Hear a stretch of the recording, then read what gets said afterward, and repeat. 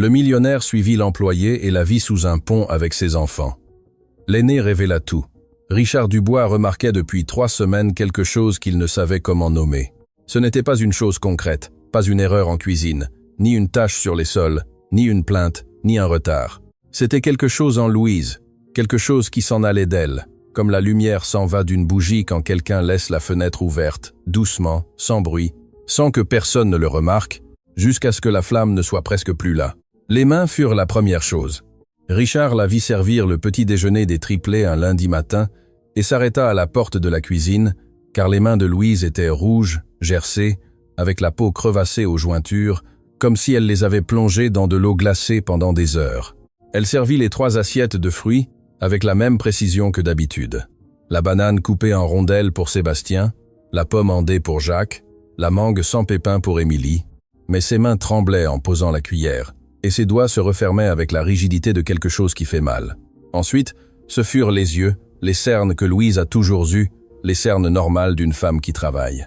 Depuis 6 heures du matin, ils étaient devenus quelque chose de différent, quelque chose de plus profond, de plus sombre, de la couleur d'un hématome qui ne guérit pas. Les yeux eux-mêmes s'enfoncèrent dans le visage comme si le crâne absorbait ce qui restait d'elle. Et les vêtements, les mêmes vêtements sous l'uniforme, toujours les mêmes. Un chemisier gris et un pantalon noir qui chaque semaine lui allait de plus en plus grand, car Louise se recroquevillait à l'intérieur comme un arbre qui perd ses feuilles en une saison qui n'est pas l'automne. Richard ne dit rien, non pas parce que cela ne l'importait pas, mais parce qu'il ne savait pas quoi dire. Comment demande-t-on à la femme qui nettoie votre maison si elle va bien? Avec quels mots? Avec quel droit lui payait-il un salaire? Un bon salaire, ou du moins c'est ce qu'il croyait. Et elle arrivait à l'heure et partait à l'heure, et les triplés étaient baignés et nourris, et la maison était impeccable. Et c'était tout ce que Richard avait besoin de savoir, ou tout ce qu'il voulait savoir, ou tout ce qu'il se permettait de savoir. Ce fut un jeudi à 11 heures du matin que le corps de Louise décida qu'il ne pouvait plus. Elle était dans la cuisine, préparant le biberon d'Émilie. Les triplés avaient 4 ans, et Émilie prenait encore du lait tiède avant la sieste, parce qu'elle était la plus jeune des 3 de 11 minutes, et parce que Louise savait que le lait tiède la faisait mieux dormir, bien que personne ne lui ait demandé de le savoir, ni de s'en souvenir, ni de préparer le biberon à la température exacte qu'Émilie aimait. Louise était debout devant la cuisinière, remuant le lait d'une main, tandis qu'avec l'autre, elle se tenait au bord du comptoir, parce que ses jambes tremblaient depuis le matin, et le sol de la cuisine bougeait sous elle, comme si la maison était sur un bateau. Le biberon lui tomba en premier, puis les genoux, puis tout le corps. Le son que fit Louise en tombant sur le sol de la cuisine fut un son sec, sans amorti. Le son de quelqu'un qui s'effondre sans mettre les mains, parce que le corps n'a plus la force de se protéger de la chute. Le lait se répandit sur le carrelage. Le biberon roula jusqu'au pied de la table, et Louise resta sur le sol, les yeux fermés, et le visage de la couleur de la cendre, l'uniforme couvrant un corps qui pesait moins que ce que devrait peser toute femme de 31 ans. Richard la trouva 40 secondes plus tard. Il venait de son bureau, le téléphone à la main, et le dossier de l'inventaire du supermarché du quartier chic de Paris sous le bras. Et quand il entra dans la cuisine et vit Louise par terre avec le lait renversé autour d'elle comme une flaque blanche, il lâcha tout. Il s'agenouilla, lui toucha le front. Il était glacial. Il chercha son pouls au poignet. Il était là, faible, irrégulier. Le pouls de quelque chose qui fonctionne, mais qui est sur le point de cesser de fonctionner. Il appela le docteur Bernard, lui dit de venir immédiatement, porta Louise jusqu'au canapé du salon, et ce qu'il ressentit en la soulevant lui serra quelque chose dans la poitrine qu'il ne sut identifier. Elle ne pesait rien. Elle pesait comme pèsent les enfants de 10 ans, pas comme pèsent les femmes adultes. Le docteur Bernard arriva en 20 minutes, l'examina sur le canapé avec le stéthoscope et le tensiomètre, et ses doigts pressant les côtes qui se dessinaient sous l'uniforme comme les touches d'un piano. Il lui prit un échantillon de sang, examina ses mains gercées, lui ouvrit les paupières avec le pouce et regarda les pupilles avec une petite lampe de poche. Et quand il eut fini, il se leva, fit signe à Richard de sortir du salon et lui dit dans le couloir, de la voix basse des médecins qui donnent des nouvelles qu'ils ne devraient pas avoir à donner. Dénutrition sévère et début d'hypothermie. Cette femme ne mange pas, Richard. Et vu l'état de ses mains et sa température basale, je vous pose sérieusement la question. Cette femme dort-elle dans la rue? Richard le regarda sans comprendre. C'est impossible, docteur.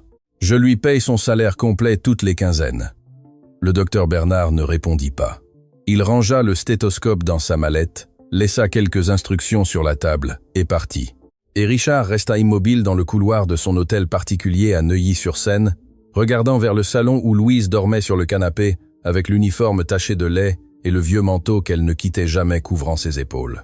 Le même manteau qu'elle portait en plein mai, qu'elle portait quand il faisait chaud, qu'elle portait toujours comme si elle cachait quelque chose ou comme si le manteau était plus important que la température.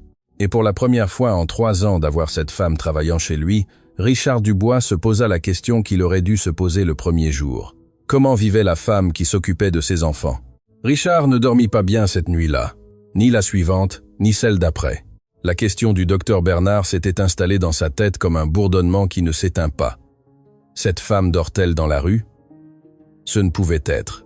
Il payait à Louise 1 200 € bimensuels. Un bon salaire pour une employée de maison à Paris, suffisant pour une chambre, de la nourriture et le transport. Il le savait parce qu'il signait lui-même la fiche de paie de la maison le 1er et le 15 de chaque mois, le même document où apparaissait le nom complet de Louise, Louise Dupont, et le montant que Caroline lui remettait en espèces chaque quinzaine, car Louise n'avait pas de compte bancaire. Caroline lui remettait. Cette phrase lui traversa l'esprit le vendredi soir, alors qu'il dînait seul dans la salle à manger, car Caroline était à un dîner avec ses amis et les triplés dormaient déjà. Richard resta à fixer son assiette, la fourchette suspendue et la phrase tournant, Caroline lui remettait. Il signait la fiche de paye, mais Caroline lui donnait l'argent. Il n'avait jamais vu la transaction, n'avait jamais été présent, n'avait jamais demandé à Louise si elle recevait ce qui lui était dû. Car, pourquoi lui aurait-il demandé? C'était sa femme qui s'occupait de la maison. C'était sa femme en qui il avait confiance. Le samedi, Louise arriva à 7 heures du matin. Comme tous les samedis, elle prépara le petit déjeuner, baigna les triplés, laissa la cuisine impeccable, et à midi, quand son tour fut terminé, elle ôta son uniforme dans la chambre de service, enfila son chemisier gris et son pantalon noir, et le manteau qu'elle ne quittait jamais, et sortit par la porte de derrière de l'hôtel particulier, avec un sac en plastique à la main. Richard la vit partir depuis la fenêtre du bureau du 2e étage. Il attendit 30 secondes, prit les clés de son SUV et sortit derrière elle. Louise marcha 4 pâtés de maison sur le trottoir de la résidence de Neuilly-sur-Seine jusqu'à l'avenue principale. Richard la suivait dans son SUV à distance, 3 voitures derrière, se sentant ridicule et coupable à la fois. Ridicule, parce qu'il était un homme de 40 ans suivant son employé comme un détective de film et coupable, parce que le fait qu'il ait besoin de la suivre pour savoir comment elle vivait, signifiait qu'en 3 ans, il ne s'était jamais donné la peine de demander. Louise monta dans le bus à l'arrêt du boulevard Haussmann. Richard la suivit avec son SUV. Le bus traversa la ville vers l'est, passa Montparnasse, passa Saint-Michel, passa le Châtelet, et à chaque kilomètre, les rues devenaient plus étroites, les trottoirs plus brisés, les façades plus grises. Louise descendit à un arrêt près du quai de la Râpée et marcha 3 pâtés de maison jusqu'à un autre arrêt, où elle monta dans un second bus qui allait vers le sud, vers les banlieues que Richard ne connaissait que par les nouvelles du journal, quand il y avait des inondations ou quand on trouvait un corps dans la rivière. Le second bus la déposa dans une rue non pavée d'une banlieue défavorisée au nord de Paris. Richard gara son SUV 2 pâtés de maison en arrière et la suivit à pied, marchant sur un trottoir de terre avec des nids de poules et des flaques d'eau sale et une odeur d'égout qui lui brûlait le nez. Louise marcha sans se retourner, le sac en plastique lui frappant la jambe et le manteau fermé jusqu'au cou, bien qu'il fût 14 heures et que la chaleur de Paris en mai tapait dans le dos comme un fer à repasser. Elle marcha 10 minutes, 15, 20, jusqu'à ce que la rue se termine en un viaduc de béton qui traversait le canal Saint-Denis. Un canal qui n'était plus un canal, mais un fossé d'eau noire avec des ordures et de la boue, et l'odeur concentrée de tout ce que la ville jetait et oubliait. Louise ne traversa pas le viaduc, elle s'arrêta au bord, regarda autour d'elle et descendit par un côté de terre sous le pont. Richard s'arrêta derrière un pilier en béton à 10 cm de distance, et ce qu'il vit de là changea sa façon de comprendre chaque matin des 3 dernières années. Sous le pont, sur un rectangle de carton aplati formant quelque chose qui voulait faire office de sol, il y avait 3 enfants. L'aîné, une fille d'environ 7 ans, avec les cheveux attachés en une tresse serrée et un chemisier propre un peu trop grand. Elle était assise sur un seau retourné, coiffant les cheveux d'un enfant plus jeune avec un peigne auquel il manquait 3 dents. L'enfant devait avoir 5 ans, être 6. Et il était assis contre le mur de béton du pont, un cahier ouvert sur les genoux et un crayon court, sans pointe, avec lequel il écrivait quelque chose avec la concentration de quelqu'un qui fait la tâche la plus importante du monde. Et dans un coin, à l'intérieur d'une boîte en carton tapissée de feuilles de journal, dormait un bébé couvert d'un manteau. Un manteau, Richard le reconnut avant de comprendre ce que cela signifiait. C'était le même manteau. Le même manteau que Louise portait chaque jour à l'hôtel particulier. Le manteau qu'elle ne quittait jamais. Le manteau que tout le monde à la maison considérait comme une bizarrerie inoffensive de l'employé. Louise et son manteau. Même en mai, elle ne l'enlève pas. Le manteau qui, le jour, couvrait les épaules de Louise pendant qu'elle nettoyait les sols et préparait les biberons et baignait les triplets. La nuit, couvrait le corps d'un bébé qui dormait dans une boîte en carton sous un pont. Les enfants virent Louise et coururent vers elle. Les deux aînés, la fille lâcha le peigne. Le garçon ferma le cahier. Coururent avec la vitesse des enfants qui attendent depuis des heures et qui, en voyant la personne qu'ils attendent, ne peuvent se contenir. Louise s'accroupit et les serra tous les deux en même temps. Une étreinte serrée, affamée. L'étreinte de quelqu'un qui n'a pas vu les personnes qu'elle aime le plus depuis 12 heures et qui, chaque fois qu'elle les quitte, ne sait pas si elle va tout retrouver pareil. La fille se sépara la première. Elle marcha jusqu'à un coin où il y avait un seau d'eau et une tasse en plastique et revint avec la tasse pleine. « Maman, on t'a gardé des galettes de blé du petit déjeuner. Elles sont dans le sac bleu. » Louise Boutelot caressa la tresse de la fille et ouvrit ensuite le sac en plastique qu'elle rapportait de l'hôtel particulier et en sortit un récipient en polystyrène avec de la nourriture. Richard le reconnut. C'était le déjeuner que Louise elle-même préparait chaque jour dans la cuisine de l'hôtel particulier.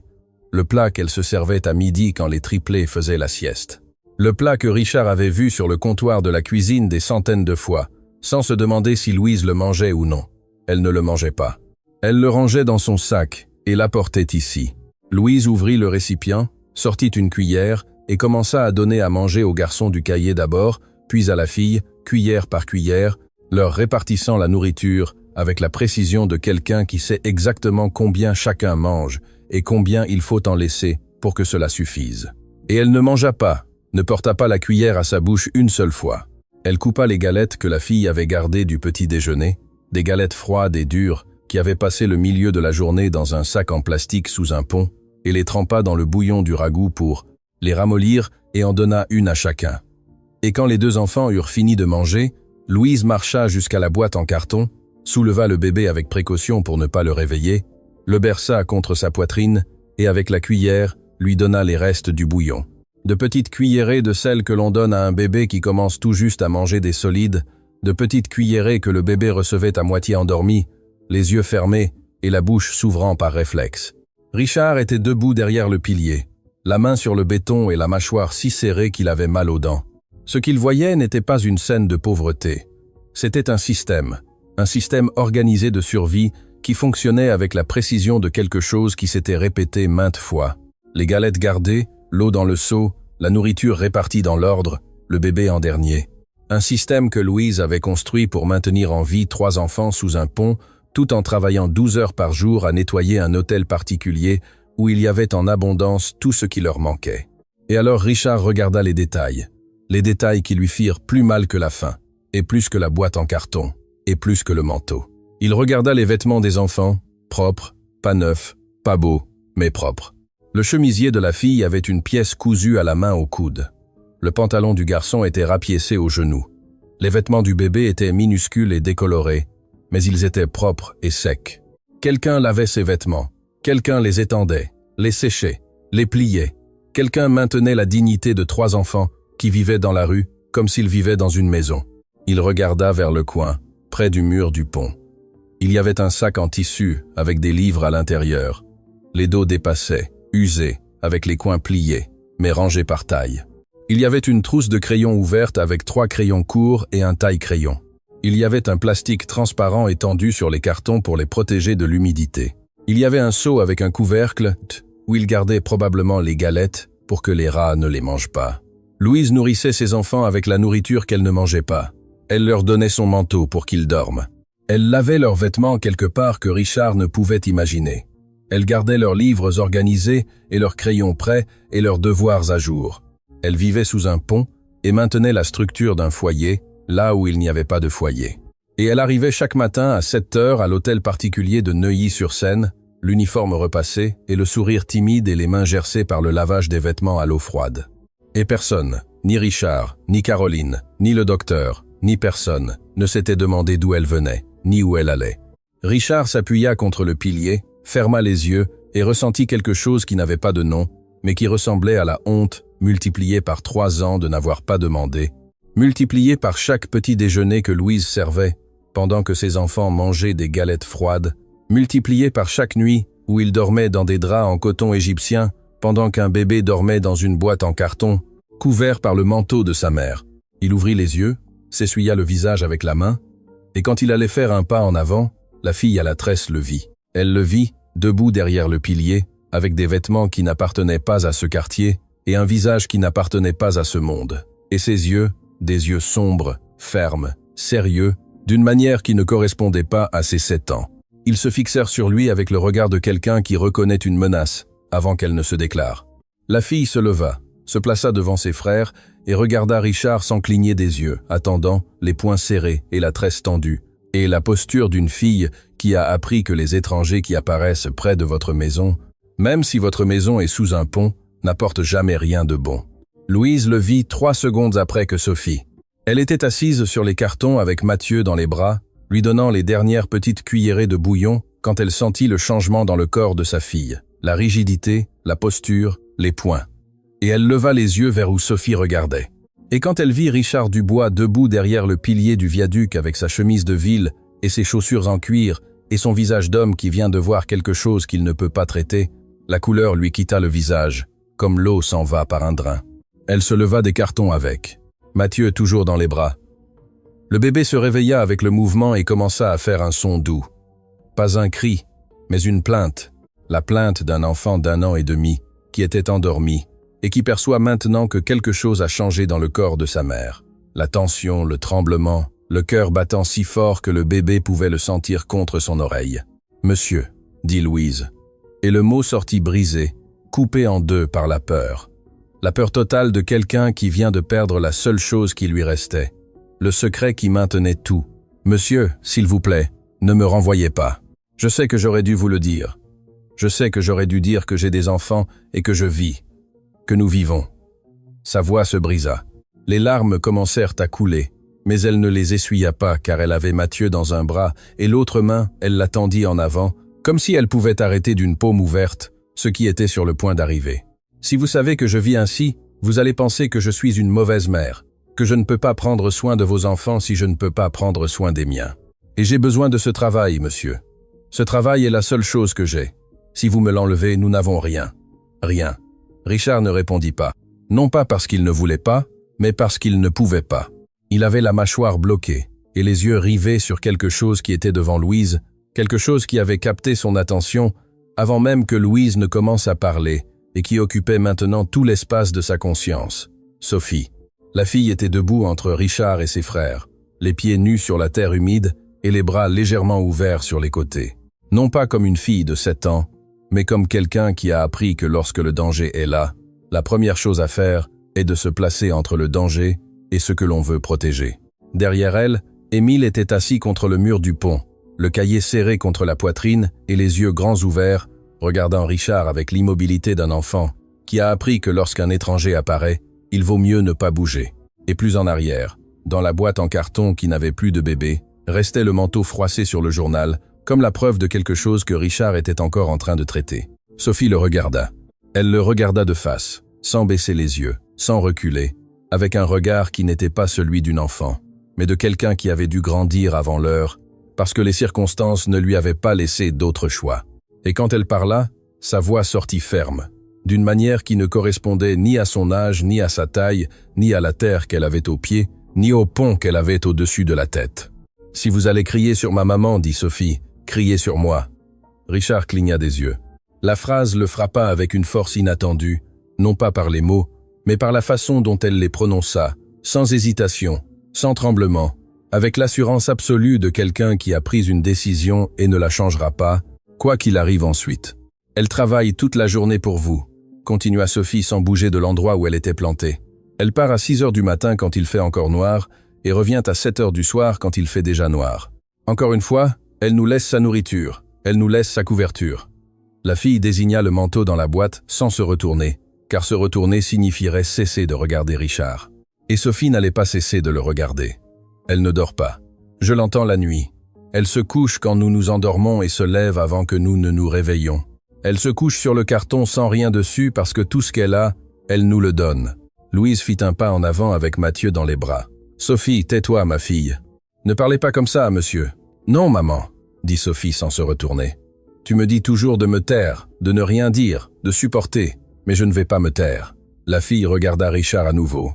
Les larmes avaient commencé à couler, mais sa voix ne tremblait pas, comme si les larmes et la voix étaient deux choses séparées qui pouvaient fonctionner en même temps sans que l'une n'affecte l'autre. « Ma maman n'est pas méchante, monsieur.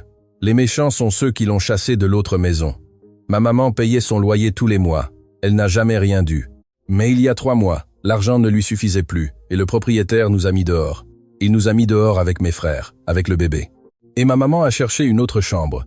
Mais elle n'avait pas assez parce que son argent est devenu petit, monsieur.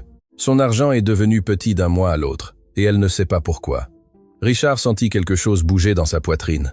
Un mouvement froid, lourd, comme une pierre qui se déplace au fond d'une rivière. « Que veux-tu dire par son argent est devenu petit ?» Sophie le regarda, les yeux humides mais fermes. « Ma maman gagnait 1 200 €. Je le sais parce qu'elle m'a appris à compter l'argent. Elle dit que les femmes doivent toujours savoir combien elles sont payées pour que personne ne les trompe. Il y a 3 mois, elle a commencé à gagner 600, la moitié, du jour au lendemain. » Le froid dans la poitrine de Richard se transforma en quelque chose de plus lourd. Quelque chose qui n'était pas froid, mais l'ombre d'un soupçon qu'il ne voulait pas encore regarder en face. « Ta maman t'a dit pourquoi ils ont baissé son salaire ?»« Ma maman ne parle pas de ça, » dit Sophie. « Ma maman ne parle de rien qui la fasse pleurer devant nous. Mais je l'ai entendu parler au téléphone avec ma tante un soir. Elle a dit que la dame de la maison lui avait dit qu'à partir de maintenant, elle allait la payer moins, et que quand ma maman a demandé pourquoi, la dame lui a dit que, si elle se plaignait, elle la virerait, et dirait à monsieur qu'elle était une voleuse. » Richard ferma les yeux. Il les ferma avec la force de quelqu'un qui a besoin d'un moment d'obscurité pour traiter quelque chose de trop lumineux et de trop terrible en même temps. Caroline, la dame de la maison, c'était Caroline, sa femme. La femme avec qui il dormait chaque nuit et déjeunait chaque matin et avec qui il était marié depuis 8 ans, avait réduit le salaire de Louise de moitié, sans le lui dire, s'était empoché la différence. Et quand Louise essaya de parler, elle la menaça de licenciement et de l'accuser de vol. Et le résultat de cette décision était devant lui. 3 enfants vivant sous un pont, une femme s'évanouissant de faim dans sa cuisine, et un bébé dormant dans une boîte en carton couvert par le manteau, que sa mère ne quittait pas le jour parce que si elle l'enlevait, son fils n'aurait rien pour se couvrir la nuit. Il ouvrit les yeux, regarda Sophie, regarda Émile, qui était toujours assis contre le mur avec le cahier serré contre la poitrine, et parla à l'enfant d'une voix douce de quelqu'un qui essaye de ne pas effrayer quelqu'un qui est déjà effrayé. « Je peux voir ton cahier ?» Émile regarda Sophie.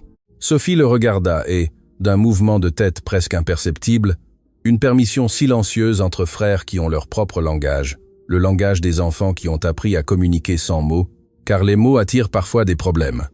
Émile se leva du mur, marcha 3 pas jusqu'à Richard et lui tendit le cahier à 2 mains. Richard l'ouvrit. Sur la première page, d'une écriture de femme, d'une écriture de mère, était écrit au feutre bleu « Étudie, mon amour. Un jour, nous aurons une vraie maison. » Et en dessous, d'une écriture d'enfant. D'une écriture tremblante et maladroite d'un enfant de 5 ans qui ne maîtrise pas encore les courbes des lettres, était écrit avec le crayon sans pointe. « Je veux être docteur pour soigner ma maman. » Richard ferma le cahier, le ferma doucement des 2 mains et le rendit à Émile. Et quand l'enfant le prit et le serra à nouveau contre sa poitrine, Richard se tourna vers le canal pour que personne ne voie son visage. Mais Sophie le vit, et Louise le vit. Et ce qu'ils virent, c'était un homme de 40 ans pleurant en silence devant un canal d'eau noire, les épaules secouées et les mains serrées sur les côtés, et la mâchoire tremblante de quelque chose qui n'était pas le froid, mais l'accumulation de tout ce qu'il avait vu dans la dernière heure.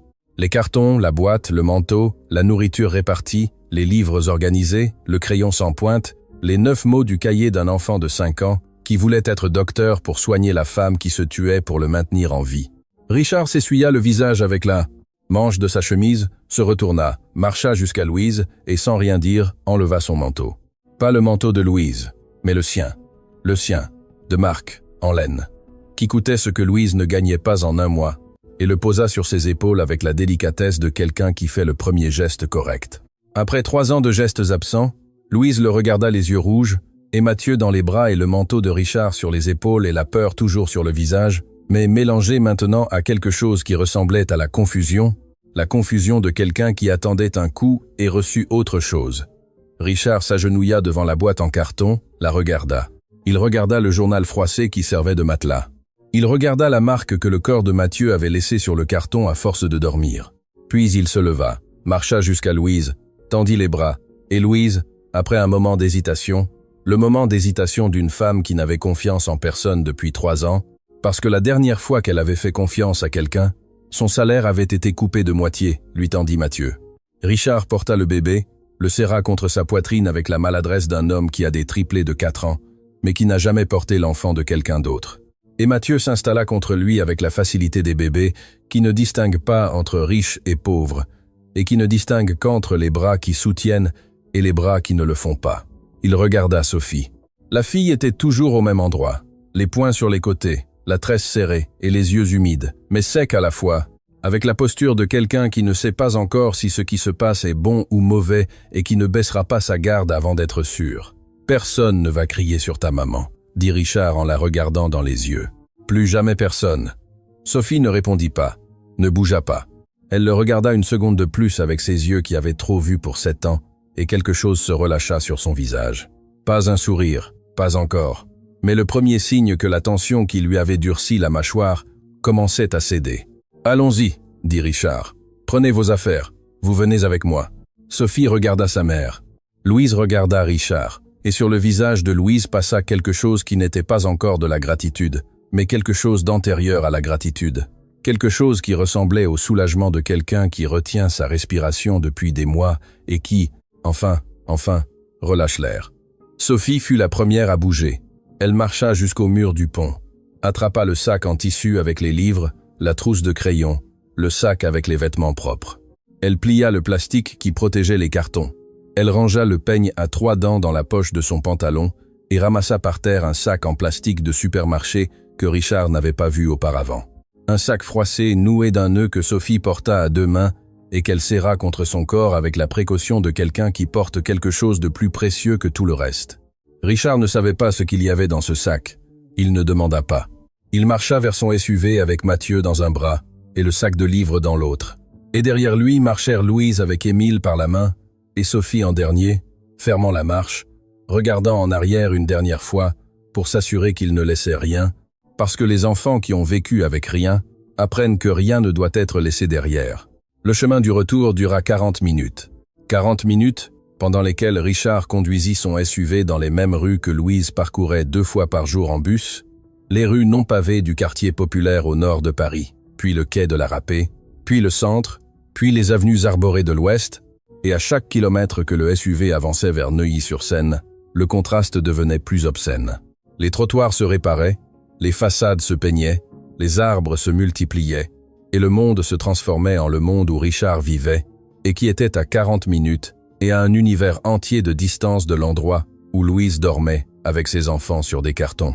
Louise était assise sur le siège passager avant, Mathieu endormi dans ses bras et le regard fixé sur la route, sans parler, avec la posture de quelqu'un qui ne sait pas encore si ce qui se passe est réel ou si elle va se réveiller sous le pont avec le journal collé à la joue et le son du Canal Sail comme réveil. À l'arrière, Émile était assis avec le cahier sur les genoux et le visage collé à la fenêtre, regardant les maisons qui passaient avec des yeux grands comme des assiettes.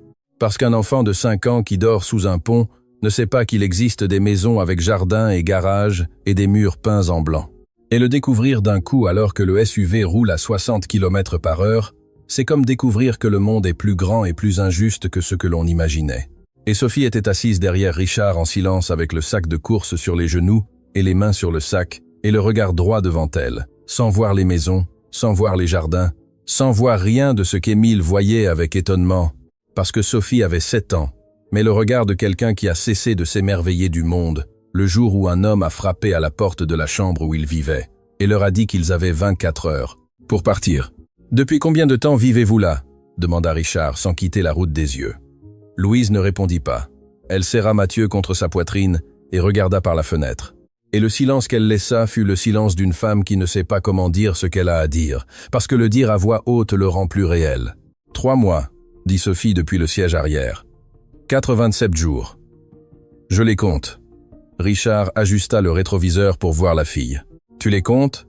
Chaque soir avant de dormir, je fais une marque sur le mur du pont avec une pierre, dit Sophie, avec la naturalité de quelqu'un qui explique quelque chose qu'elle fait tous les jours, comme se brosser les dents ou se coiffer. Sauf que ce qu'elle faisait tous les jours, c'était compter les jours qu'elle passait à vivre dans la rue. Ma maman ne le sait pas. Je le fais quand elle dort. Sophie, dit Louise à voix basse sans se retourner. 87 marques, maman. 87 jours à dormir sur des cartons. Le silence qui suivit occupa tout le SUV. Richard serra le volant. Sophie continua à parler, non pas parce que quelqu'un le lui demandait, mais parce qu'elle s'était tue pendant 87 jours et que la digue avait cédé, et que l'eau sortait avec la force de tout ce qu'elle contenait. Avant, nous vivions dans une chambre dans le quartier de la Goutte d'Or, dit Sophie. C'était petit, mais il y avait une porte avec une clé et une cuisinière, et une salle de bain que nous partagions avec les voisins. Ma maman payait 320 € par mois. Cela nous suffisait. Il n'y avait pas d'excédent, mais cela nous suffisait. Maman achetait un poulet le dimanche, et il nous durait jusqu'au mercredi. Du jeudi au samedi, nous mangions des haricots avec des galettes de blé, et le dimanche, encore du poulet. Richard l'écoutait. Il écoutait la comptabilité d'une fille de 7 ans qui savait exactement combien coûtait la chambre, combien coûtait le poulet, combien de jours durait la nourriture. Parce que dans les familles où l'argent ne suffit pas, les enfants apprennent à compter avant d'apprendre à lire. Il y a 3 mois, ma maman est rentrée un vendredi avec moins d'argent, continua Sophie. Elle ne nous a pas dit pourquoi, mais cette semaine-là, il n'y a pas eu de poulet le dimanche ni le suivant. Et ensuite, le propriétaire de la chambre est venu 3 fois pour réclamer, et ma maman lui demandait du temps et il disait « non ». Et un soir, il est venu avec un serrurier et nous a mis nos affaires sur le trottoir. « La nuit ?» demanda Richard, la voix contenue. Il était environ 22 heures. Émile dormait déjà. Ma maman l'a porté d'une main et de l'autre. Elle a attrapé le sac de linge. J'ai pris les livres et le cahier d'Émile, le sac de papier. Mathieu était sur le dos de ma maman avec l'écharpe. Sophie fit une pause. Nous avons beaucoup marché cette nuit-là. Ma maman cherchait un endroit où il ne pleuvrait pas. Elle a trouvé le pont. Il y avait des cartons en dessous. Il n'y avait personne. Ma maman a posé Mathieu sur le carton.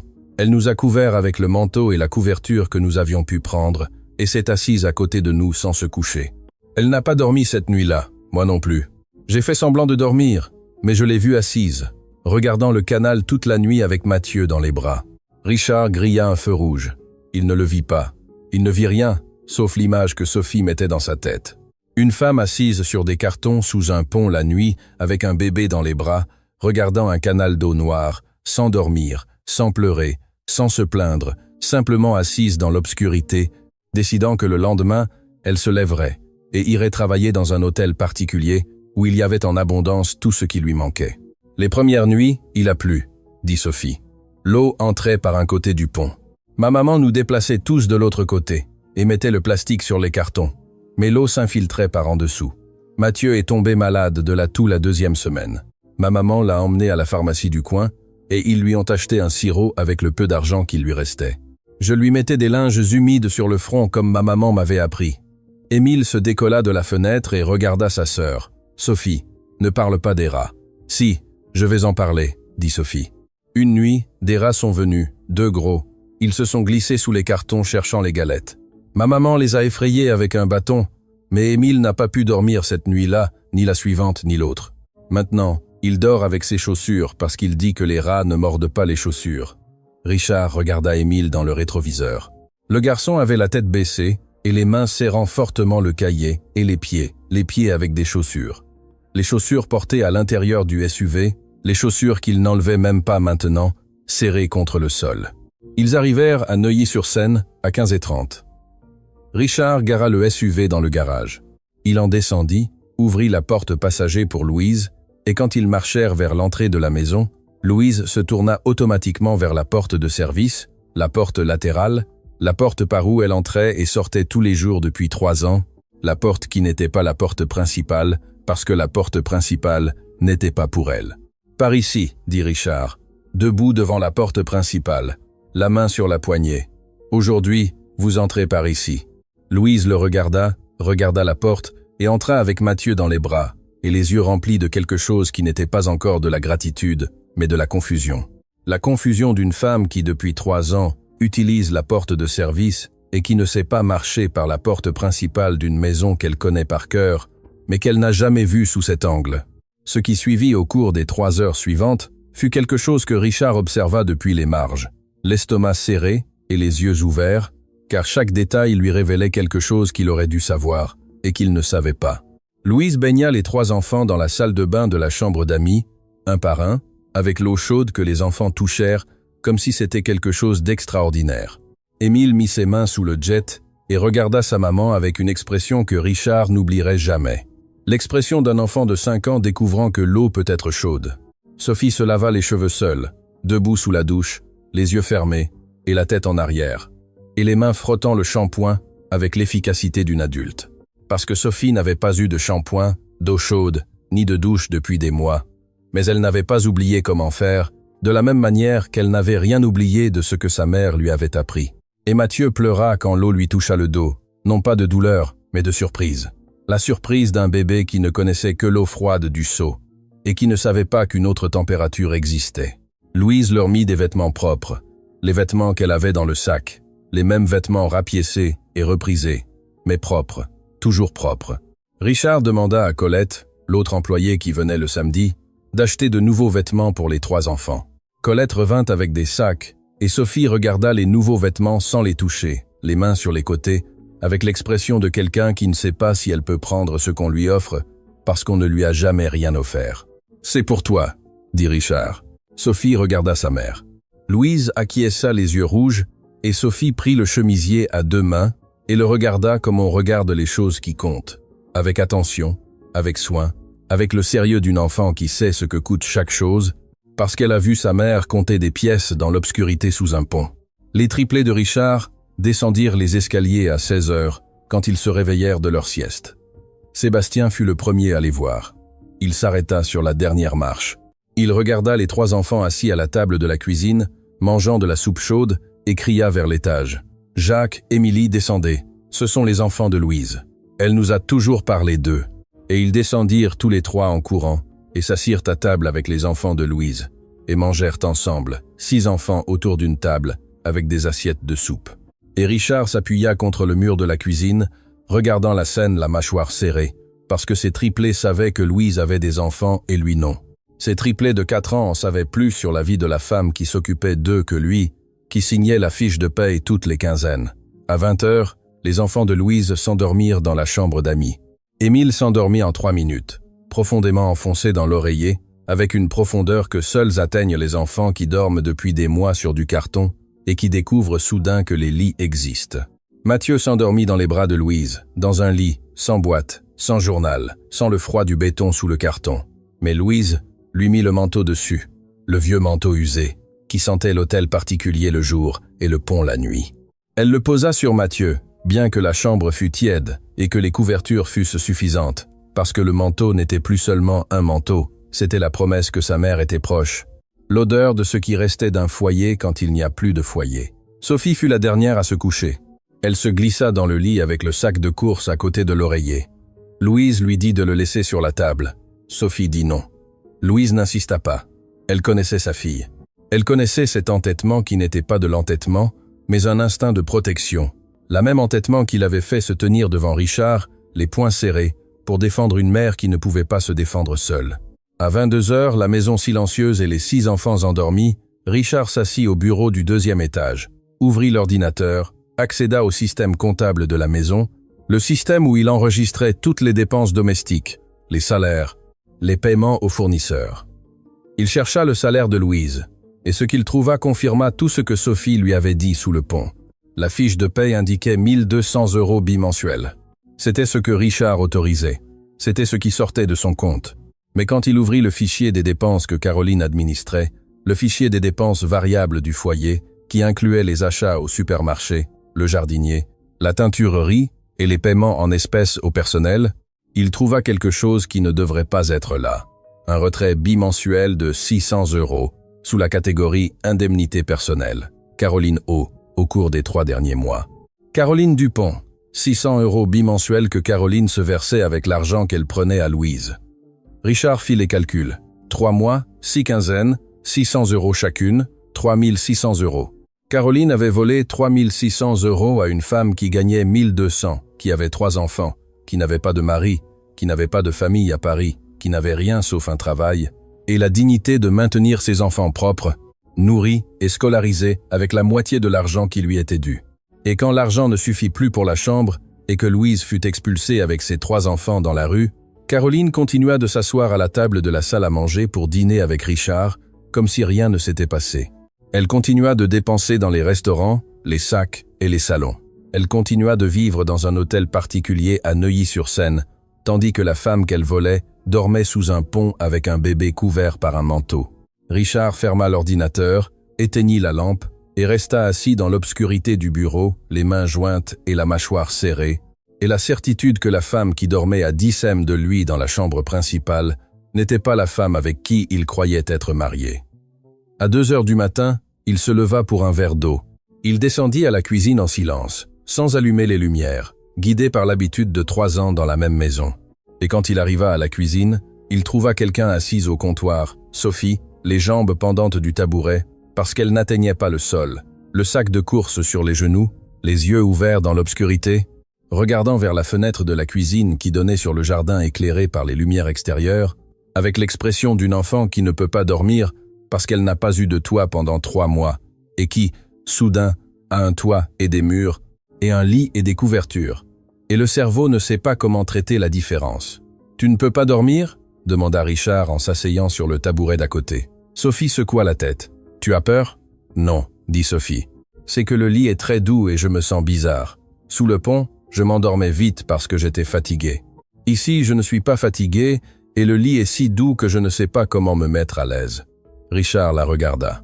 Il regarda le sac de course sur ses genoux. « Qu'est-ce que tu as là, Sophie ?» Sophie serra le sac.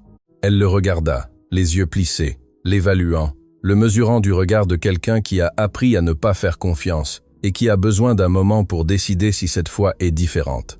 Et après un silence qui dura le temps d'une décision importante, 3 secondes, 4, 5, elle parla. « Ma maman me dit toujours une chose, » dit Sophie. Elle me dit « La vérité a toujours besoin de preuves, Sophie. Si tu n'as pas de preuves, ta vérité ne vaut rien. » La fille regarda le sac. « Ma maman garde tous les reçus qu'on lui donne quand elle est payée. Tous, depuis qu'elle a commencé à travailler ici. Elle les garde dans un sac en plastique. Et moi je les garde dans mon sac parce que ma maman dit que les papiers importants doivent être gardés par quelqu'un de confiance. » Richard sentit l'air de la cuisine devenir plus lourd. « Voici tous les reçus des 3 derniers mois, » dit Sophie en ouvrant un peu le sac pour que Richard puisse voir à l'intérieur. Des papiers pliés, des fiches de paye écrites à la main avec l'écriture de Caroline, chacune avec la date et le montant et la signature de Louise. Chacune dit 600 €. Mais ma maman m'a appris qu'avant, elle était payée 1200. La dame de la maison a commencé à lui donner la moitié. Et quand ma maman a demandé, la dame a dit que si elle parlait, elle la virerait et dirait à monsieur qu'elle volait. Ma maman ne vole pas, monsieur. Ma maman n'a jamais rien volé. Ma maman ne mange même pas la nourriture de cette maison. Elle nous l'apporte à nous. » Richard tendit la main. « Tu me laisses les voir ?» Sophie le regarda. Elle serra le sac un instant de plus, et ensuite, avec la lenteur de quelqu'un qui remet quelque chose qu'elle a protégé pendant 87 nuits sous un pont, elle desserra les mains et lui passa le sac.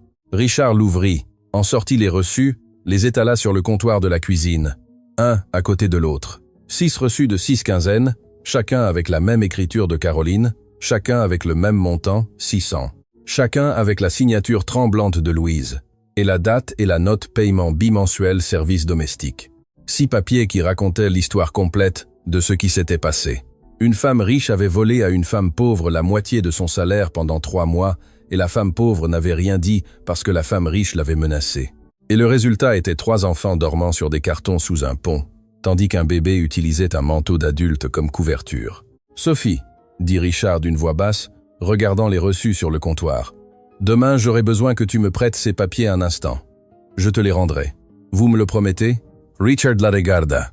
Il regarda les yeux d'une fille de 7 ans qui avait gardé 6 reçus pendant 3 mois sous un pont, parce que sa mère lui avait appris que la vérité a besoin de preuves, qu'elle avait dormi avec le sac en plastique sous la tête comme oreiller pour que personne ne le lui prenne, qu'elle avait porté ce sac des cartons au SUV, du SUV au lit, et qui était maintenant assise dans une cuisine qui coûtait plus que tout ce que sa famille avait gagné dans sa vie, offrant les preuves qui pouvaient tout changer en échange d'une seule chose, qu'on les lui rende. « Je te le promets », dit Richard.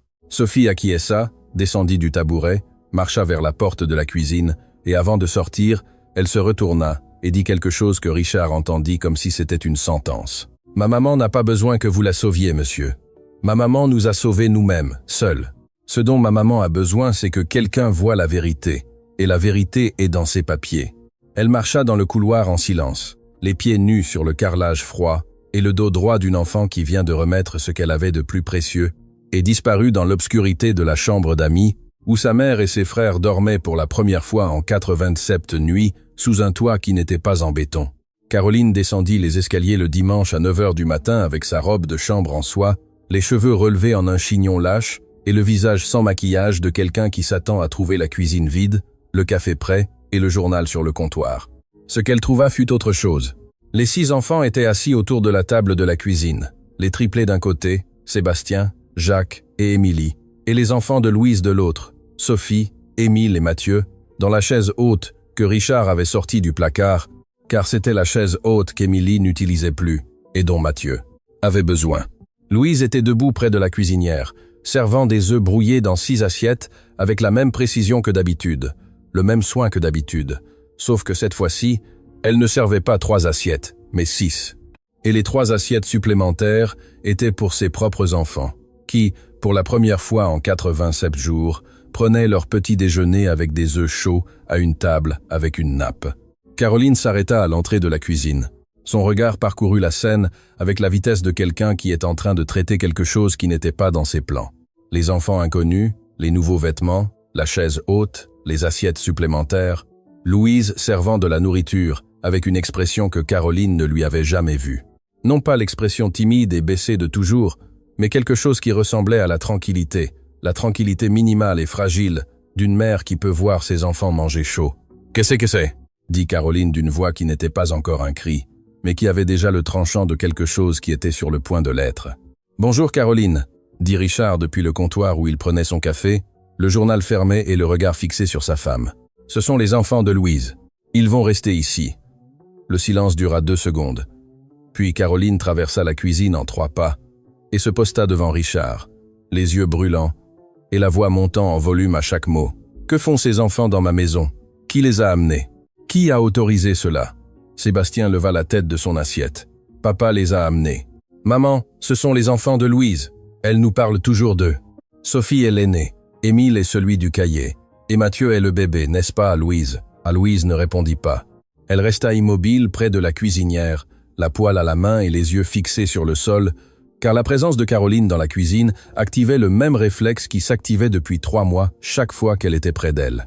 Le réflexe de se faire petite, de ne pas prendre de place, de disparaître. « Richard », dit Caroline, baissant la voix à un ton pire que le cri, parce que c'était le ton qu'elle utilisait quand elle calculait, quand elle mesurait, quand elle choisissait les mots comme des outils. « Je veux te parler au salon maintenant. » Richard posa son café sur le comptoir, se leva, marcha vers le salon. Caroline ferma la porte derrière eux et avant que Richard ne puisse s'asseoir, elle parlait avec la vitesse de quelqu'un qui a besoin de contrôler le récit avant qu'il ne lui échappe. « Je ne sais pas ce que cette femme t'a dit, ni quelle histoire elle t'a inventée, mais ces enfants ne peuvent pas rester ici. C'est notre maison, Richard, celle de notre famille. Ce n'est pas un refuge, ce n'est pas un abri pour les enfants de l'employé. Si Louise a des problèmes personnels, qu'elle les résolve. Nous la payons pour qu'elle travaille, pas pour qu'elle amène sa famille vivre avec nous. Combien la payons-nous, Caroline ?» demanda Richard. La question sortit, avec le calme de quelqu'un qui connaît déjà la réponse, et qui la pose non pour s'informer, mais pour observer la réaction de celui qui doit y répondre. Et la réaction fut exactement celle que Richard attendait. Un clignement minimal, presque imperceptible, qui dura un 10e de seconde, mais qui contenait tout. La surprise, le calcul, le recalibrage de quelqu'un qui vient de comprendre que la conversation ne va pas dans la direction qu'elle pensait. « 1 200 € bimensuels ?» dit Caroline, sans cligner des yeux à nouveau. « Ce que nous lui avons toujours payé. Et c'est ce que tu lui remets évidemment chaque quinzaine, les 1 200 € complets. » Où veux-tu en venir, Richard? Richard la regarda.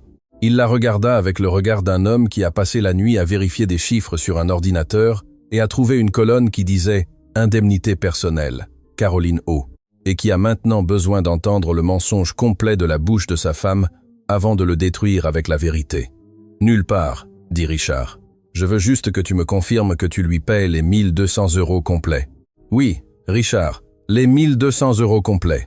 Satisfait ?» Richard acquiesça. Il ne dit rien de plus sur le sujet. Et ce silence calculé d'un homme qui a des preuves, mais qui choisit de ne pas les montrer encore, fut ce qui changea le ton de Caroline, parce que Caroline reconnaissait les silences et savait que les silences de Richard étaient plus dangereux que ses mots. « Je veux que ces enfants partent aujourd'hui, » dit Caroline, changeant de stratégie, revenant à l'attaque directe. « Et je veux que Louise comprenne que son travail est de nettoyer cette maison, pas d'installer sa famille ici. »« Louise et ses enfants restent, » dit Richard. « S'ils restent, je pars. C'est ta décision. » Caroline le regarda. La menace du divorce était sa carte la plus forte. Elle l'avait toujours été dans chaque discussion, chaque désaccord. La possibilité de partir était l'arme que Caroline sortait quand elle avait besoin de gagner, car elle savait que Richard craignait la rupture, le scandale, le désordre d'une séparation. Mais cette fois, le visage de Richard ne changea pas. Il ne se crispa pas. Il n'hésita pas. Il ne baissa pas le regard, et cela la déstabilisa. « Je vais partir, Richard, et j'emmène les triplés. Tu n'emmèneras personne. Ce sont mes enfants, ce sont nos enfants, et aucun juge ne te donnera la garde quand il verra ce que tu as fait. » La phrase tomba dans le salon comme une pièce de monnaie sur une table en verre. Caroline resta immobile. Son visage changea. Elle passa de la stratégie à la peur en un instant, la peur rapide et aiguë de quelqu'un qui entend quelque chose qu'elle n'attendait pas, et qui a besoin de 3 secondes pour calculer ce que l'autre sait et ce qu'il devine. « Je ne sais pas de quoi tu parles, » dit Caroline, et pour la première fois sa voix n'était ni calculée ni froide, mais défensive. La voix de quelqu'un qui construit un mur avec des briques qu'il n'a pas encore. « Je crois que si. Tu sais, » dit Richard. Caroline serra la mâchoire, changea de posture, croisa les bras et lança ce qui lui restait. « Si tu insistes là-dessus, je vais appeler mon avocat et lui dire que l'employé nous a volés. J'ai de quoi le prouver. Je peux dire qu'il manquait des choses dans la maison, que de la nourriture disparaissait, que j'ai trouvé de l'argent en moins. Qui croira-t-on, Richard? Ta femme ou la bonne? » Le mot « bonne » sortit de la bouche de Caroline avec le même mépris qu'elle avait eu 3 mois auparavant, en disant à Louise que si elle se plaignait, elle l'accuserait de voleuse. Le même mépris qui lui avait permis de réduire son salaire de moitié sans perdre le sommeil. Le même mépris qui lui avait permis de dîner du homard dans un restaurant chic de Paris, tandis que la femme qu'elle volait dormait sous un pont avec un bébé dans une boîte en carton. « On croira les preuves, » dit Richard d'une voix ferme. « Et les preuves existent, Caroline. » Quelque chose se brisa sur le visage de Caroline. Ce ne fut pas une cassure visible. Ce fut quelque chose sous la surface, comme une fissure dans un mur qui ne se voit pas de l'extérieur, mais qui affaiblit toute la structure.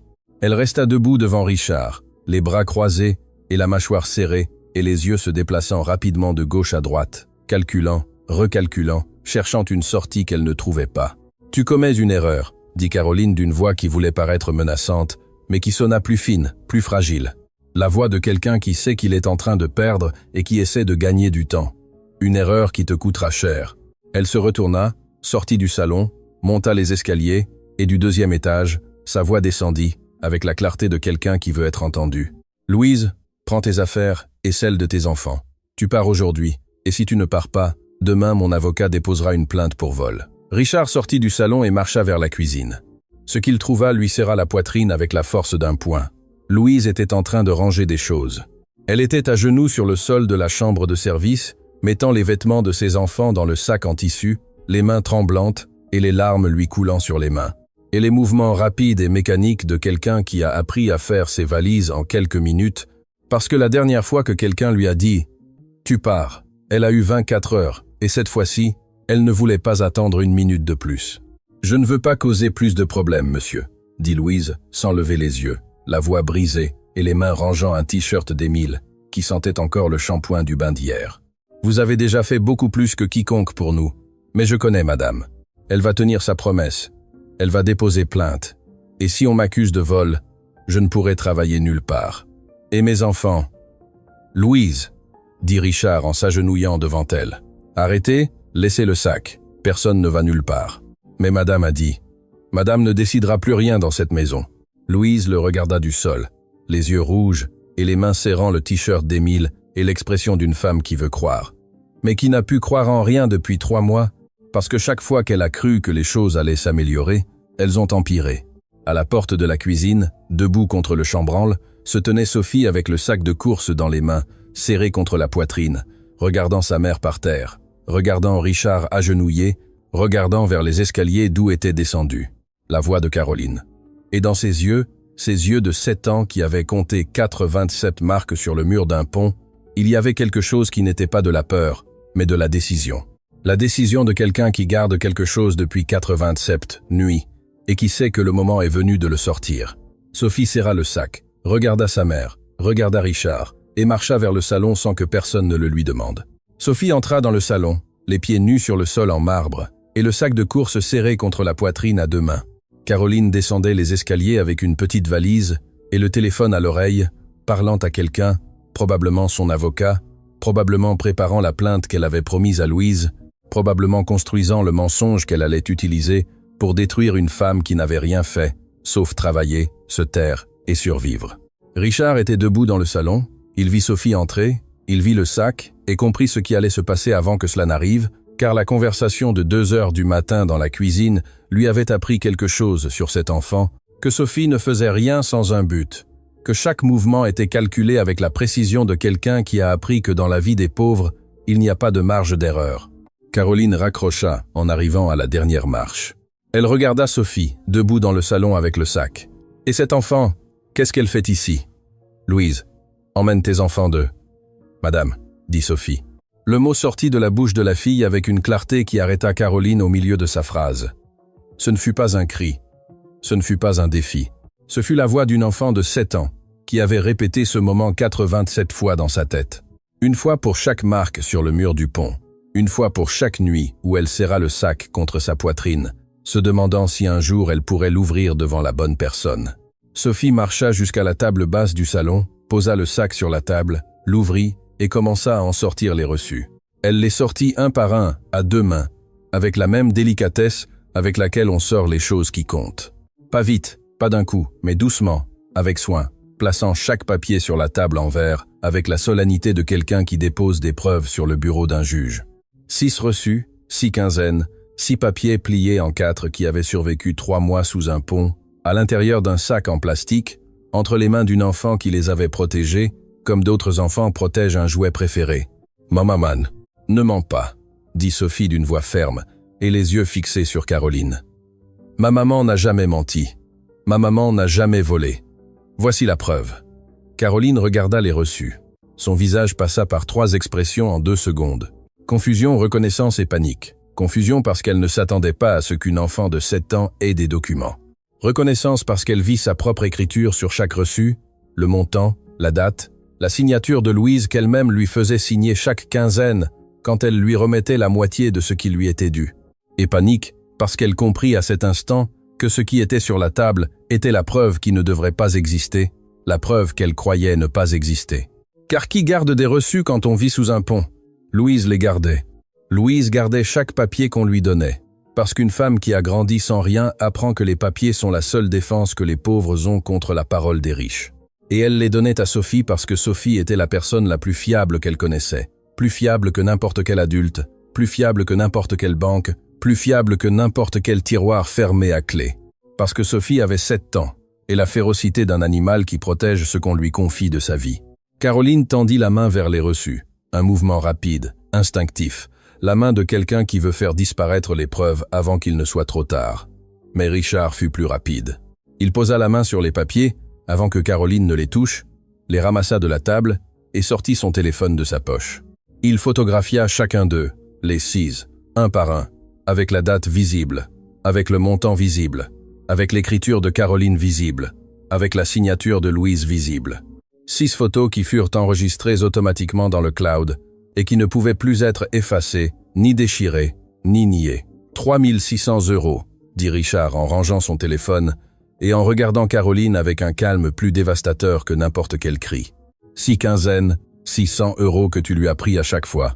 3 600 € que tu as volés à une femme qui gagne 1200, qui a 3 enfants, qui n'a pas de mari, qui n'a pas de famille, qui n'a rien, sauf ce travail. 3 600 € que tu as utilisés pour tes dîners chics et tes sacs et ton salon, pendant qu'elle dormait sous un pont avec un bébé dans une boîte en carton couvert d'un manteau parce qu'il n'avait pas de couverture. Caroline ne répondit pas. Elle avait la main toujours tendue vers la table, où il n'y avait plus de reçu, et la bouche entr'ouverte et les yeux se déplaçant entre Richard et Sophie, et la porte et les escaliers cherchant une sortie qui n'existait pas, parce que les sorties se ferment quand la vérité a des preuves. Et quand elle t'a demandé pourquoi, continua Richard, tu l'as menacée. Tu lui as dit que si elle parlait, tu la virais et me dirais qu'elle volait. Tu lui as fermé la bouche avec la peur. Tu lui as laissé le choix entre se taire et rester dans la rue ou parler et perdre son travail. Et elle s'est tue. Elle s'est tue pendant 3 mois. Elle s'est tue pendant que ses enfants dormaient sur des cartons et mangeaient des galettes froides. Elle s'est tue en s'évanouissant de faim dans ma cuisine, en servant le biberon à ma fille. Le salon était silencieux. Le genre de silence qui existe après que la vérité occupe tout l'espace et qu'il ne reste plus de place pour rien d'autre. Sophie était toujours debout près de la table, les mains sur les côtés et le regard fixé sur Caroline, sans haine, sans vengeance, avec l'expression d'une enfant qui vient de remplir la seule mission qu'elle avait et qui attend maintenant de voir ce qui se passe avec la vérité quand elle a enfin des preuves. Louise apparut à la porte du salon. Elle était debout dans l'encadrement avec Mathieu dans les bras et Émile accroché à son pantalon et les yeux rouges et le visage mouillé de larmes, parce qu'elle avait tout entendu de la cuisine, chaque mot de Sophie, chaque chiffre de Richard, chaque silence de Caroline, et ce qu'elle avait sur le visage n'était ni de la honte ni de la peur, mais quelque chose que Louise ne s'était pas permis de ressentir en 3 mois, le sentiment que quelqu'un la voyait. Caroline regarda Louise. Elle regarda la femme à qui elle avait volé 3 600 €, debout à la porte avec un bébé dans les bras et un enfant accroché à sa jambe, et les vêtements propres qui avaient toujours été propres, et la dignité qui avait toujours été intacte.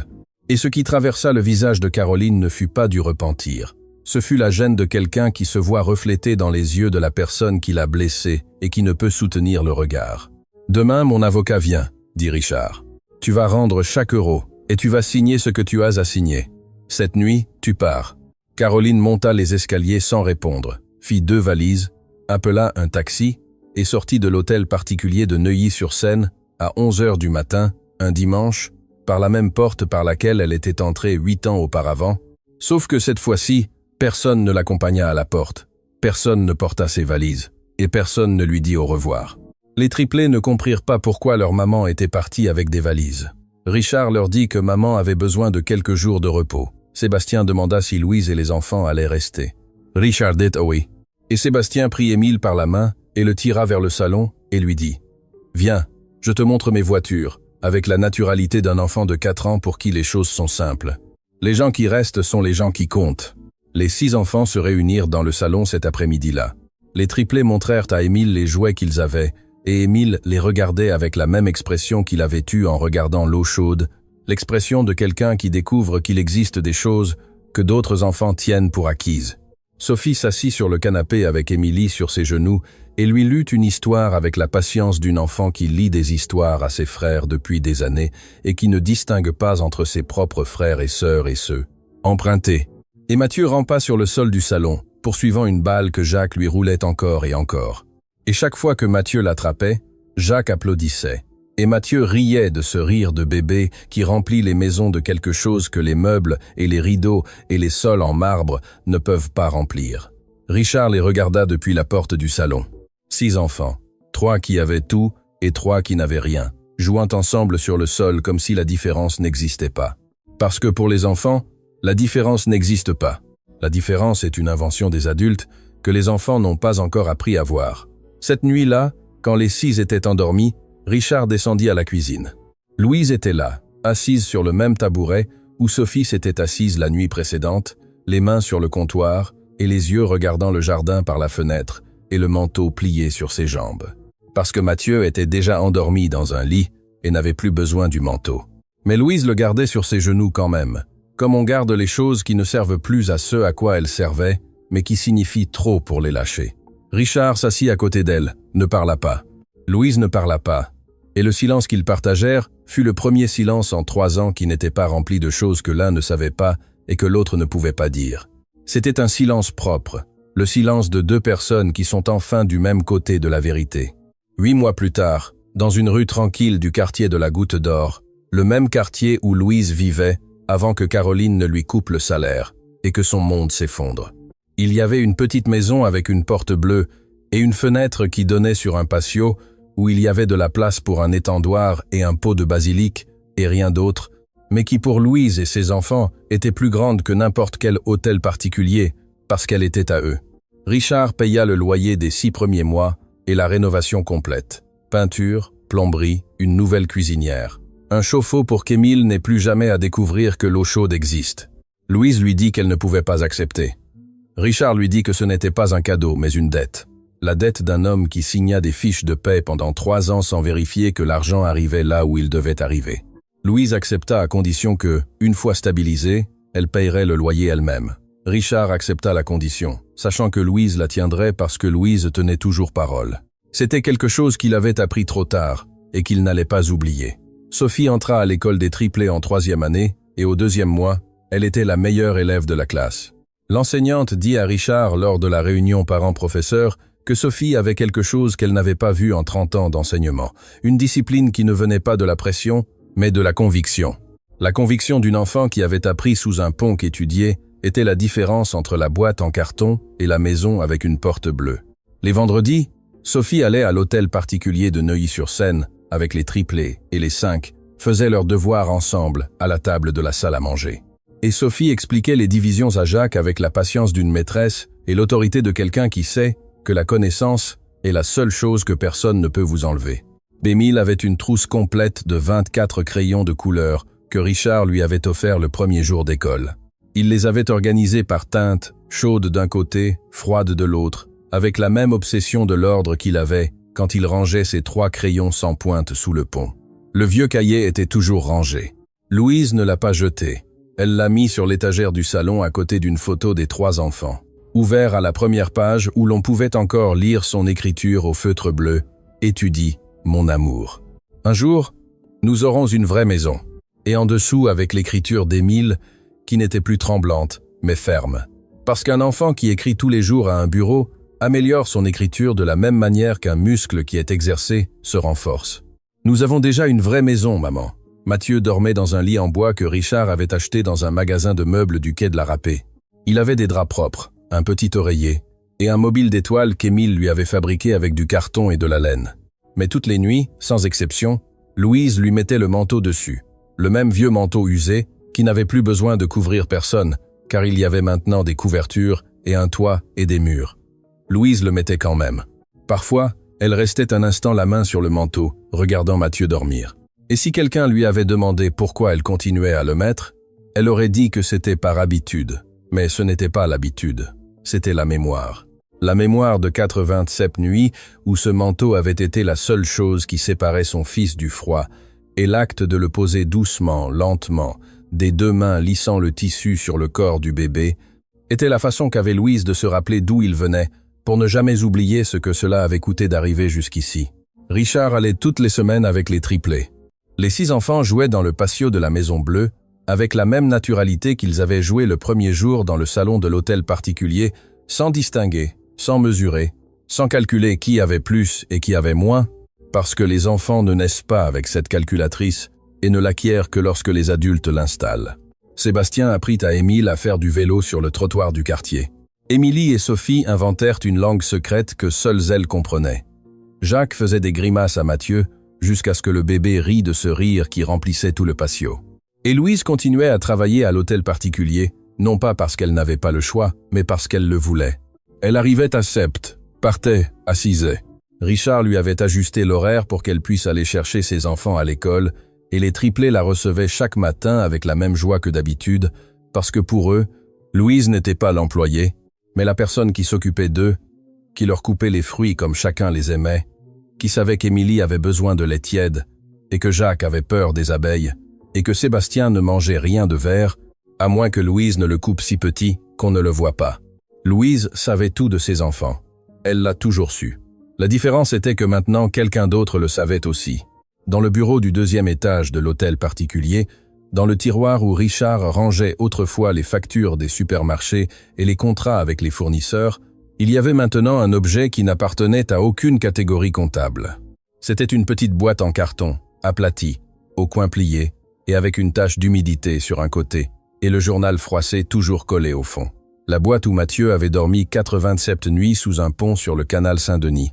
Richard l'avait rapporté du pont le jour où il était revenu chercher les choses qui restaient, l'avait nettoyé, rangé, et avait collé sur le couvercle intérieur une photographie que Louise lui avait envoyée par téléphone un dimanche.